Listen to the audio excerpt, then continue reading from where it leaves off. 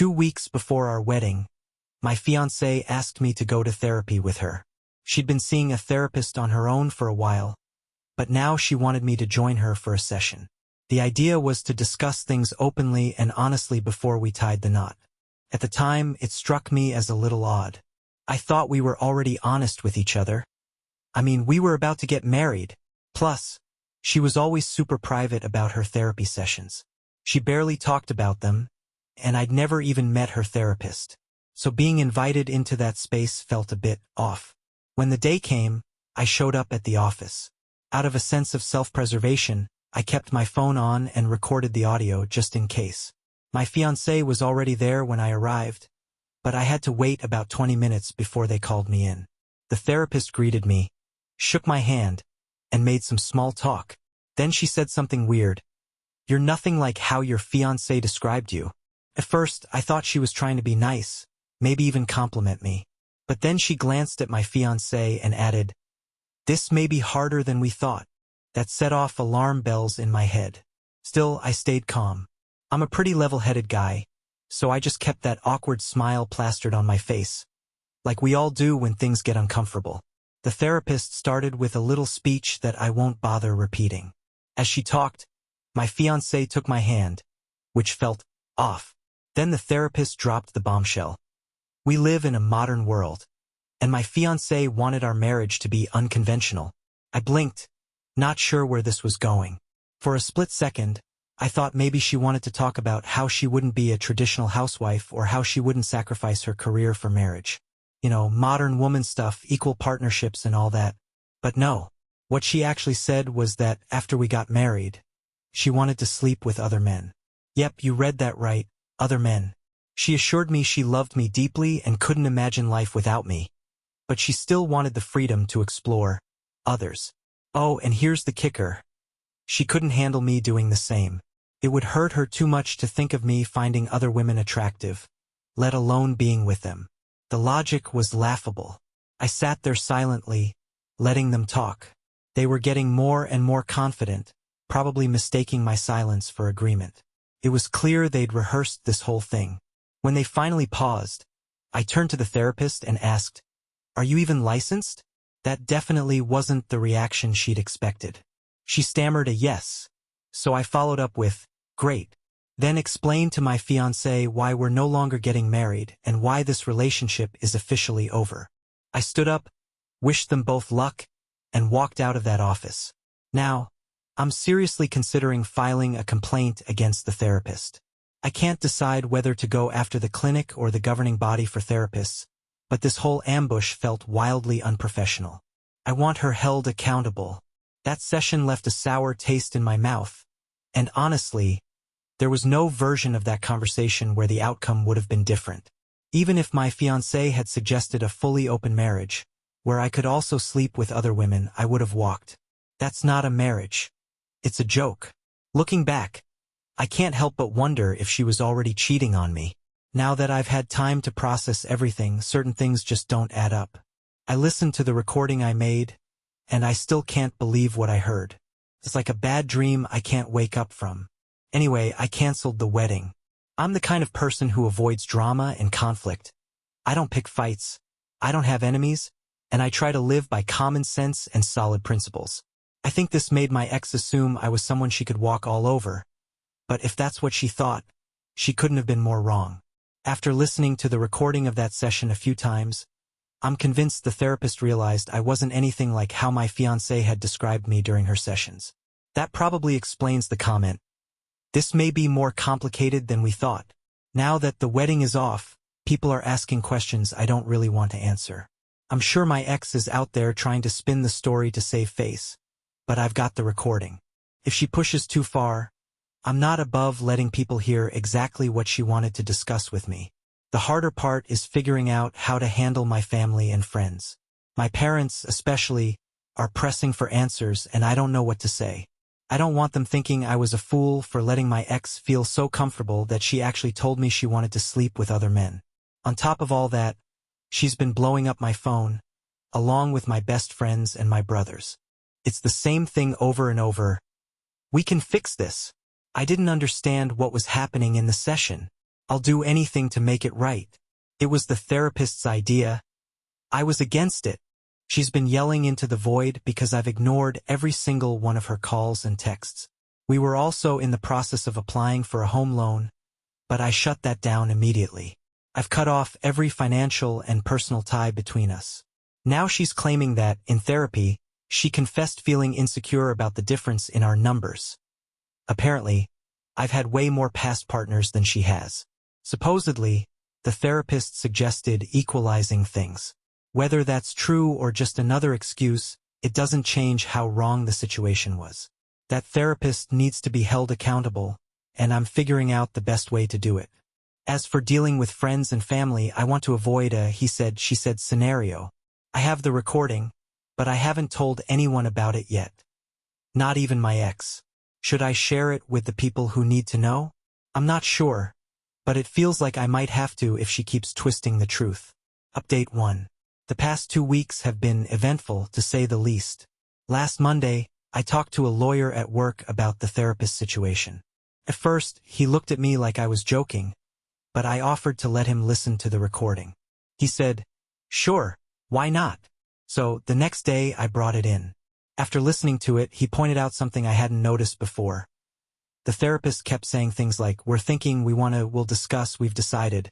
Not once did she say anything like, "Your fiancé wants you to know," or "Your fiancé asked me to talk to you." It was always us this and us that. The lawyer asked if I wanted to sue, but he didn't think I had much of a case, and honestly, that wasn't my goal anyway. I just wanted to report the therapist to the right authorities and let them handle it. We decided to draft 2 letters, one to the clinic where she works and one to the American Psychological Association, APA. After doing some research, we confirmed the clinic is accredited by the APA. By Wednesday, the situation had spread around work, and a few coworkers dug up some information about the therapist online. Turns out, her reviews weren't great. A lot of people seemed unhappy with her, and we managed to reach out to 2 of her former patients via social media. When we explained the situation, they were more than willing to help. Their stories were just as bad, if not worse, than mine. With their signed statements included, the emails we were preparing got a lot stronger. I also added my own account of how my ex had changed after starting therapy and a detailed breakdown of what went down during that session. The file is growing thicker by the day, and I'm hopeful it'll lead to the therapist being held accountable. Last Friday, I had a meeting with my parents, but when I got to their house, I was greeted with an unexpected surprise. My ex and her parents were there, too. Apparently, they'd all planned to have a conversation. The moment I saw my ex's car in the driveway, my first instinct was to turn around and leave. This wasn't how I wanted things to happen. This meeting was supposed to be on my terms, not hers. But there she was, standing outside, looking as polished and perfect as ever. If I had to present someone as the ideal fiancé to my parents, she would have fit the image perfectly at that moment. She approached me and said her parents were there to talk things over and try to fix the situation. By they, she obviously meant her parents, and it was clear either she hadn't told them the whole story or they didn't believe whatever watered-down version she'd given them. She had her journal with her, a notebook she said she'd been writing in since before she started therapy and had continued up until that very morning. She claimed it would help me understand everything if I read it. I told her, flat out, this isn't a book club, and started heading inside. That's when she pleaded for just 10 minutes of my time. Alone. She handed me the journal again and started crying. Right on cue, my sister and her sister, who were apparently already at the house, came over to see what the commotion was about. I felt cornered, so I gave in. I took the journal, greeted everyone inside quickly, and then walked with her to a secluded spot in my parents' garden, tucked among the trees and benches. She told me she'd quit her job. The stress of everything had gotten to her, and she'd had a full-blown nervous breakdown. She admitted that things had spiraled out of control and weren't getting any better. She also said she was no longer seeing that therapist, which, honestly, was the first good decision I'd heard her make in a while. She explained that she'd originally started therapy to deal with work-related stress, but somehow the sessions had shifted focus entirely to our relationship. According to her, the therapist seemed obsessed with discussing us, and that became the only topic of interest. She claimed she never told her parents the real reason we split up, which made me wonder why they were even here trying to fix things. She's seeing a new therapist now, but during our conversation I just sat there and listened. At some point, she shifted the focus from herself to us.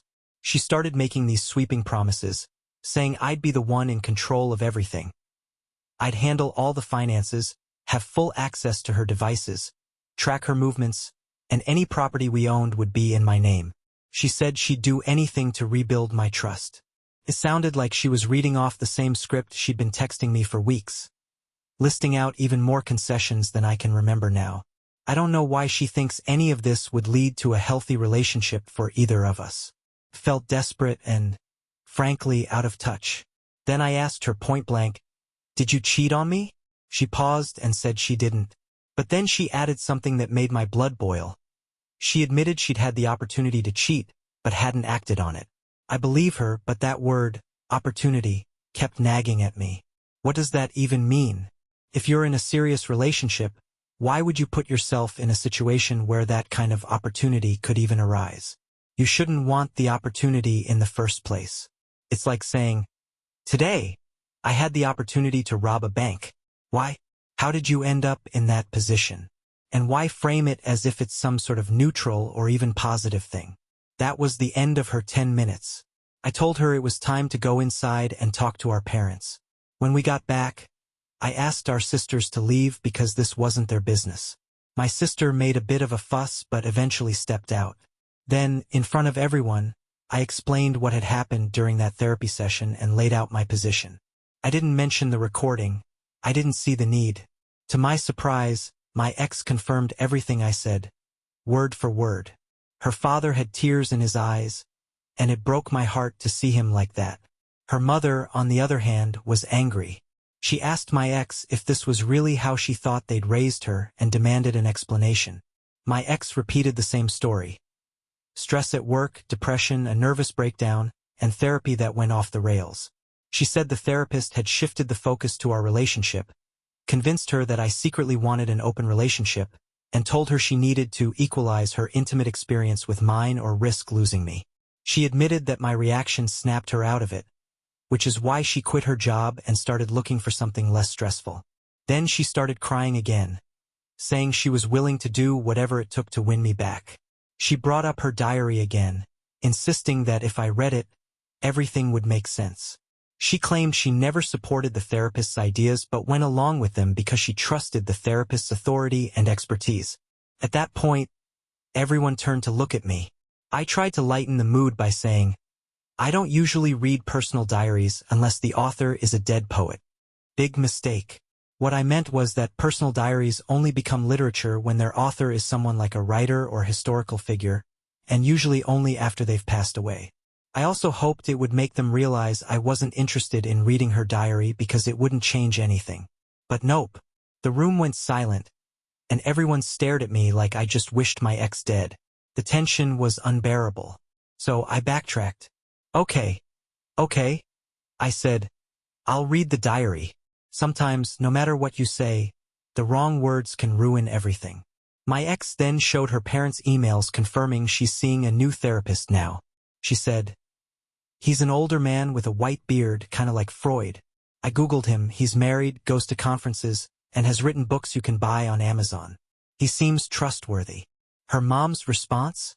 "You kids can work things out." That comment set me off. Kids? Are we not old enough to decide for ourselves what betrayal looks like or when a relationship is beyond repair?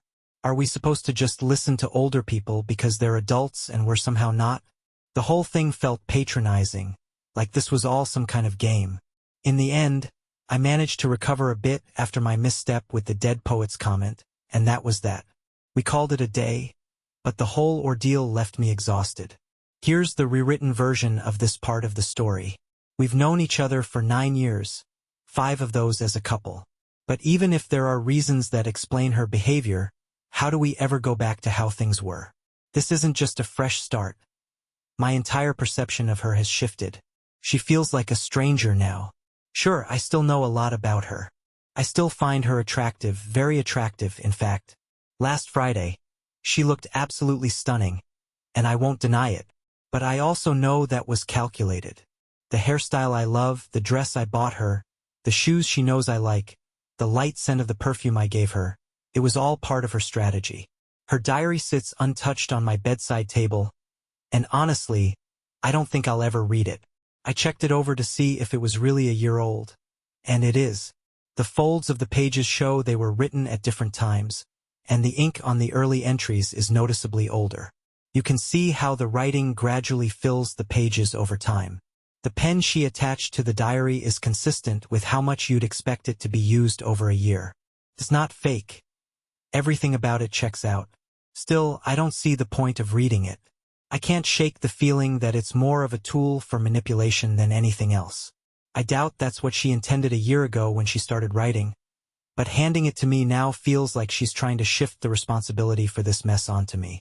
If her sister finds out the full truth, it'll probably spread to her mother, and from there, everyone will know the real reason behind our split.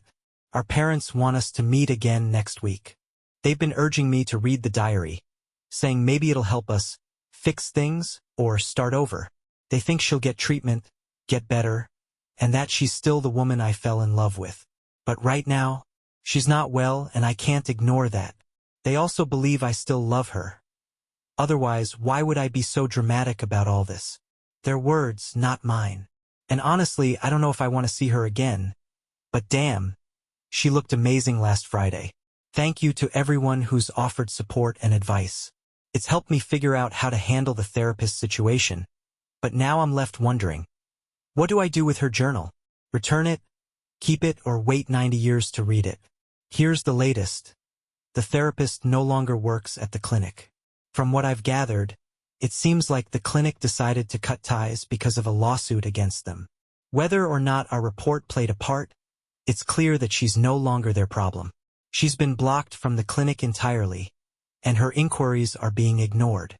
I can't lie, there's a small part of me that wonders if filing that report was the smartest move. What if the people behind the lawsuit try to involve me? I'd rather not deal with any unwanted attention. But despite that lingering doubt, I can't help but feel a certain satisfaction knowing that therapist is facing consequences. For anyone questioning my emotions, if that's not enough proof for you, I don't know what else to say. And yes, that was sarcasm. As for my ex, things are more complicated. I decided to return the diary, and I did it in the most formal way possible, through a courier from work. On Monday morning, she received it, along with a letter explaining why I hadn't read it. The gist of the letter was this: by giving me the diary, she was avoiding responsibility and shifting the burden of finding answers onto me. I wasn't going to play that game. By returning it, I made it clear I wasn't taking on that responsibility. To be honest, as soon as I found out the diary had been returned, I felt a pang of regret. Maybe I should have read it after all. Later that same day, Mela showed up at my workplace. She didn't make a scene or anything like that. She just waited quietly in the reception area. Her plan was to stay until I finished my workday so we could talk. Of course, I was told right away that she was there, and I had a decision to make. Send her away or hear her out. I chose to talk to her. Our conversation shed light on several things that contributed to the collapse of our relationship. First, stress. I always knew she struggled with stress, but I had no idea how bad it really was. Looking back, I realize I should have been more attentive when she started seeing a therapist for work-related stress. But she always assured me that everything was fine, so I took her at her word. Despite therapy, she still had a nervous breakdown at work, a breakdown she kept hidden from both me and her family. Second, a miscarriage. Mela told me she had been pregnant for a few weeks and was planning to share the news with me in a special way. But before she could, she started bleeding, and that was the end of it. She never told me about it because she thought I'd see her as unworthy or incapable of carrying a child. She knew how much I wanted to be a father and feared I'd be disappointed in her. That idea is, of course, completely ridiculous, but it broke my heart to hear how much she had been struggling with this on her own. Third, friends. I've never hidden the fact that we have friends in open relationships. About a year ago, one of these friends reached out to Mela and invited her to lunch. During that lunch, the friend vented about her failed marriage. Her husband had something in common with me, Both of us had significantly more past partners than our wives or fiancés. For context, I've had 26 partners, while her husband had been with 70. After their wedding, he demanded an open relationship, which had made her miserable ever since. This friend told Mela she saw warning signs in me that were similar to those her husband displayed before they got married. She planted the idea that Mela could face the same fate if she wasn't careful. I had no idea this conversation had happened until now, and it's clear it left a deep impact on her. Fourth, family secrets. Those we love aren't always who we think they are. Our fathers have worked in academia for 30 to 35 years and have known each other for most of that time. They often attend work events together, sometimes with their wives. I met Mela at one of these events. I had gone with my father, hoping to network with a professor who could help with my career. Mela was there in her mother's place because her mother had a scheduling conflict, or so she'd been told. Recently, Mela learned the real reason her mother hadn't attended that event. Her parents were going through a rough patch at the time, caused by her father's infidelity. She discovered this while talking to her mom about her concerns stemming from the conversation with our friend. Finding out about her father's affair was a huge shock for Mela. Her parents had always seemed like the perfect couple, a model marriage. They managed to work through their issues and maintain that image all these years, but the illusion of perfection had been shattered for her. Add a therapist with questionable motives to the 4 horsemen of the apocalypse, and you've got a recipe for complete relationship destruction. This therapist didn't just dabble in bad advice. She enthusiastically plotted out the blueprint for an open marriage. She reinforced everything Mela's friend had told her, claiming that men like me are never satisfied with one woman. According to the therapist, it was only a matter of time before I started seeking others. Her solution: Mela should sleep with other men to even the score. Sure, I'd be against it, but that was part of the plan. If I truly loved her, I'd understand. This wasn't just about evening things out. It was about correcting my supposed impulses, proving my love for her, and somehow strengthening our relationship all at once. The whole thing was layered, but also doomed from the start. There's no way it would have worked, and I'm convinced the therapist knew that. It feels like her goal was to ensure our relationship imploded, though she clearly didn't anticipate how fast I'd react to the madness. That's my theory anyway. Throughout the week, Mela and I met every day, and she answered all my questions. One thing became clear. While I was ready to walk away, she was determined to fight for us, no matter what. By the end of the week, I had to leave for a work trip in another city. What was supposed to be a 2-week trip ended up being extended to a full month. The extra time meant more billable hours, so I didn't mind. Before I left, I handed Mela a copy of the recording from the therapy session. She'd known about the tape since the moment she showed up at my workplace. I made sure to mention it right away. Listening to it, I think, shook her to her core.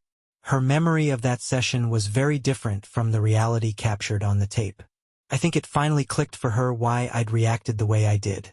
During my trip, I had minimal interference from anyone back home. Everyone knew I was away, and for the first 3 weeks I had space to breathe. A few people from the comments had jokingly suggested meeting up for a beer if I was ever in their town, and I actually took one of them up on the offer. To my surprise, my pen pal turned out to be a great guy, and his wife was just as wonderful. It was a refreshing break from everything else going on. By the 4th week, Mela came to visit me. We'd been in constant contact during the previous 3 weeks, having deep conversations about us, our relationship, our mistakes, and whether we had a future. One big problem still loomed over us: our honeymoon. After the wedding, we were supposed to take a 2-week trip to France. We couldn't afford to do it right away, so we planned it for 3 months later. Now, that trip was right around the corner. The plane tickets were non-refundable. Seriously? Why do companies even do that? And the hotels were already booked. But the one thing we didn't have anymore was us. In the end, we decided to go to France after all, but as friends. And let me tell you, France was incredible. Visiting a country like that makes you realize just how young and, well, medieval the US can feel by comparison. Over the course of the trip, we talked a lot and came to some important agreements. First, Mela is looking for a new job, one that's less stressful and better for her mental health. We've also agreed to distance ourselves from our friends in open marriages. They're just not the kind of influences we want around us anymore. Another thing we agreed on. We both love the name Mela, and if we ever have a daughter, that's what we'll name her. Thanks for the inspiration, France. We also decided it's never a good idea to hide something as major as a miscarriage from your partner. I'm still incredibly angry about it. Not at her, but at the fact that she carried that burden alone for so long. It didn't need to be that way. Moving forward, we've agreed to be completely transparent with each other about everything. Oh, and we're getting a puppy and a kitten. As for her therapy, she's going to continue seeing her current therapist for a while longer. When we do get married, it'll be a small ceremony, just the two of us and our immediate families. And the next country on our travel list? Italy. I know this might not be the explosive, drama-filled update some of you were expecting. I've had people ask if there would be a sequel filled with rage, hate, or revenge. But that was never what this story was about. From the beginning, I've said I didn't hate Mela. My actions were always about self-preservation. At the time, her choices seemed to point toward wanting something fundamentally different from the future we'd agreed on. I had to protect myself. For those concerned about her mental state, I can say with confidence that she's doing much better. Once the fog of her therapist's influence lifted, she returned to being more or less the person I've always known. Of course, it's impossible to go through something like this and come out completely unchanged, but I'm optimistic that things will continue to improve. As for some of the more extreme things she offered, like giving me complete control over her finances, tracking her location, and having access to all her devices, it's clear now those were just desperate attempts to keep the conversation going and avoid losing contact. We've agreed to maintain open access to our devices, but honestly, we've always been that way, so nothing really changes there. When it comes to finances, we'll stick to what we've always done, sharing everything equally. I want to thank everyone who gave me advice and support during this journey. Writing these posts has been therapeutic in itself, a way to process everything and relieve some of the tension. I'm grateful beyond words. Thank you for watching. Don't forget to subscribe and like.